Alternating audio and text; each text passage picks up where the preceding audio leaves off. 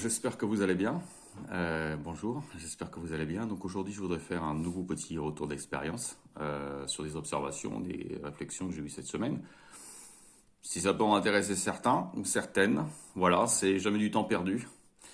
Donc en fait, j'ai réfléchi à un sujet parce que très souvent, quand vous commencez à demander aux gens du monde, même vos amis, aux gens de votre famille, très souvent, quand vous évoquez Dieu, les gens vous diront ah non, non, moi je crois pas en Dieu. Bah, Dieu, on le voit pas, Dieu, il n'intervient pas dans le monde. Non, je n'y crois pas. Alors, je préfère croire en moi et croire en l'homme. Croire en l'homme, ok. Donc, on va déjà voir qu'est-ce que ça veut dire croire en l'homme. Est-ce que c'est salutaire et est-ce que ça nous porte quelque part? Est-ce que ça nous amène quelque part à une destination meilleure que celle de suivre Dieu? Donc, alors déjà, on peut prendre le passage de Jérémie 17,5 où il dit maudit l'homme tiré du sol qui place sa confiance en l'homme et qui cherche et qui prend appui sur l'homme. Donc déjà, Dieu d'emblée nous dit, je vous préviens, maudit est l'homme ou la femme qui place sa confiance en l'homme. Donc est-ce que ça, on pourrait dire que c'est de la poésie? Est-ce que ça, on pourrait dire que c'est juste une parole? Ou est-ce qu'on peut l'observer dans les faits? Alors ça, c'est la question qu'il faudrait commencer à se poser ensemble, parce que je trouve qu'on vit dans une époque où on commence à ressentir certains effets bizarres. On vit dans une époque assez particulière, où il y a énormément de violence, énormément d'injustice, énormément de décadence, énormément toute la cellule familiale est complètement explosée, complètement démantelée. L'ordre que Dieu avait établi est inversé, c'est-à-dire que Dieu avait établi que l'homme serait donc sa créature maîtresse, que la femme serait une aide et que l'enfant ensuite devrait être soumis à ses parents. Ce qui est l'ordre normalement établi par Dieu. Alors maintenant, à notre époque, il y en a beaucoup qui se croient très malins, qui vont nous dire non, non, non, l'homme et la femme c'est pareil, et les enfants, il faut surtout pas les frapper, et surtout les enfants, vous devez faire tout ce qu'ils vous demandent de faire, et puis vous devez rien leur dire, parce que si vous leur dites quelque chose, attention, il y a la police qui va venir. Résultat, le système, il nous amène dans un ordre des choses complètement inversé. Donc déjà, d'emblée, c'est ultra satanique.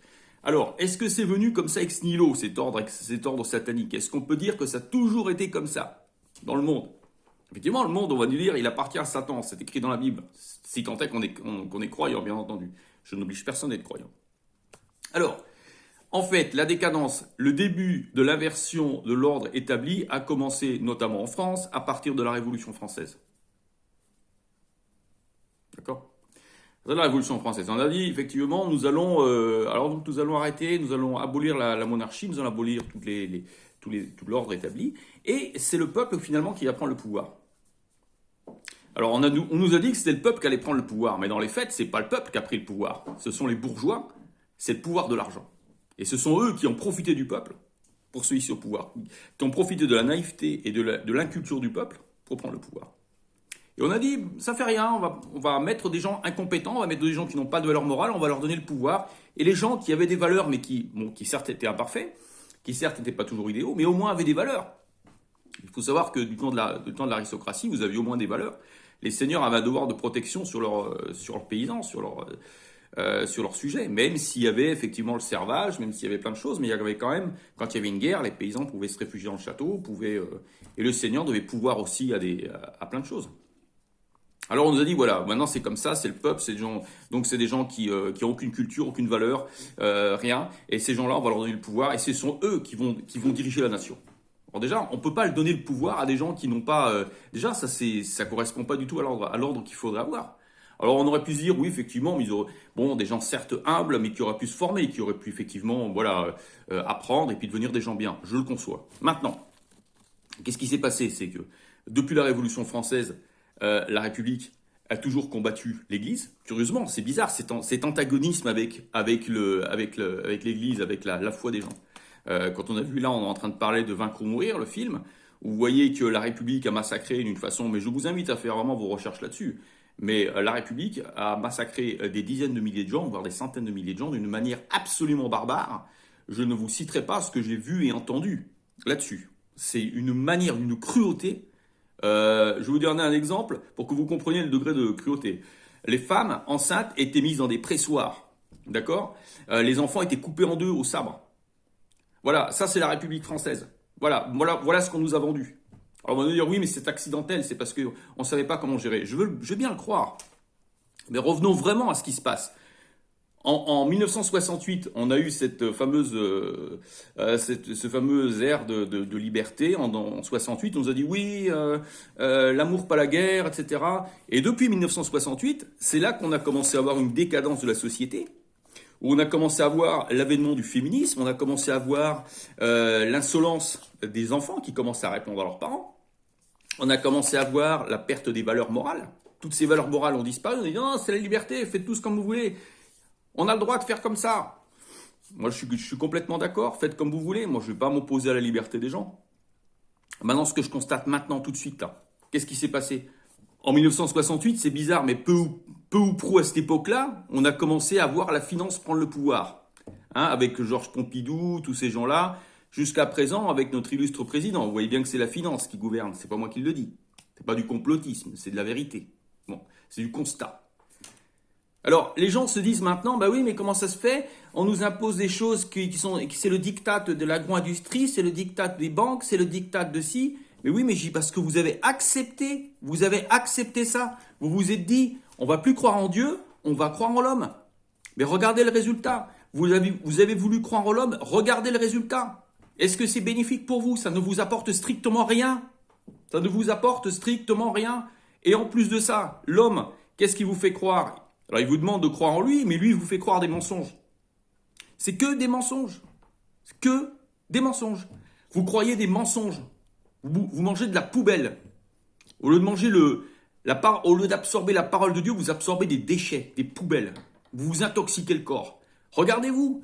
Regardez tout ce qu'ils nous mettent dans nos assiettes. C'est l'image, c'est la projection, ce que je vous dis. On s'intoxique tous. Dès que vous mangez un truc, vous achetez quelque chose dans ce système, dans les magasins, il y a toujours quelque chose qui va vous empoisonner. Vous achetez n'importe quoi, vous regardez la télé, dites-moi s'il y a des choses intéressantes dans les films qu'on produit maintenant. C'est très rare. C'est que de la décadence, c'est du sexe, de la violence, de l'insolence, de la rébellion, etc. Donc je dis, première chose, arrêtez de croire en parole de l'homme. Arrêtez de croire ça. Revenez vers Dieu. Revenez vers Dieu. Intéressez-vous à ce qui est vrai. Intéressez-vous à la science réelle de Dieu. Moi, je vous le dis. On dit, et beaucoup disent que Dieu, ah oui, mais c'est de la poésie, ah oui, mais bon, c'est imagé, c'est un livre ancien. Je dis oui, mais j'accepte le point de vue des gens. Mais ce que moi, je vous invite néanmoins à faire, c'est de vous intéresser à ce que dit la Bible. Et dites-moi après si c'est absurde ce qui est écrit dans la Bible. Au regard de ce que le système vous fait croire. Au regard de ce qu'on vous raconte, au regard de ce qu'on vous fait subir, dites-moi si c'est pas mieux la parole de Dieu. Dites-moi si c'est pas plus salutaire. Dites-moi si vous n'êtes pas en train de vous tromper. Mais là, je suis pas en train de faire des leçons à personne, mais je suis absolument consterné de voir ça, qu'il y a beaucoup de gens qui se plaignent, qui se disent, nous allons aller faire la révolution, nous allons casser du policier, etc. Mais c'est exactement ce qu'il faut pas faire. Parce que si vous faites ça, vous allez encore avoir plus de répression, plus de victimes. Déjà, le plus important pour avoir une vie pacifique, il faut déjà au fond de soi avoir l'essence du pacifisme, l'essence de la science, l'essence de la sagesse, l'essence du savoir, du discernement. Et comment vous pouvez apprendre ça? Vous pouvez apprendre ça en lisant les Écritures. Je veux dire, mais si vous croyez que moi je vous dis ça parce que c'est moi qui le dis, je suis d'accord. Mais intéressez-vous, si vous n'avez pas le temps, lisez le livre des Proverbes. Le livre des Proverbes dans la Bible. Lisez-le. Ensuite, quand vous l'aurez lu, vous me direz si ça en vaut pas la peine.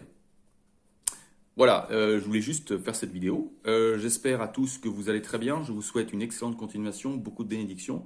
Je vous aime et je vous dis bon courage dans cette époque épique que nous ont laissé nos ancêtres. Ne l'acceptez plus, ne vous laissez plus berner par ces fausses doctrines, ces fausses idées qui circulent. Ce sont des mensonges qui vous intoxiquent et qui vous tueront. Voilà. Je vous remercie, à bientôt. Je vous aime.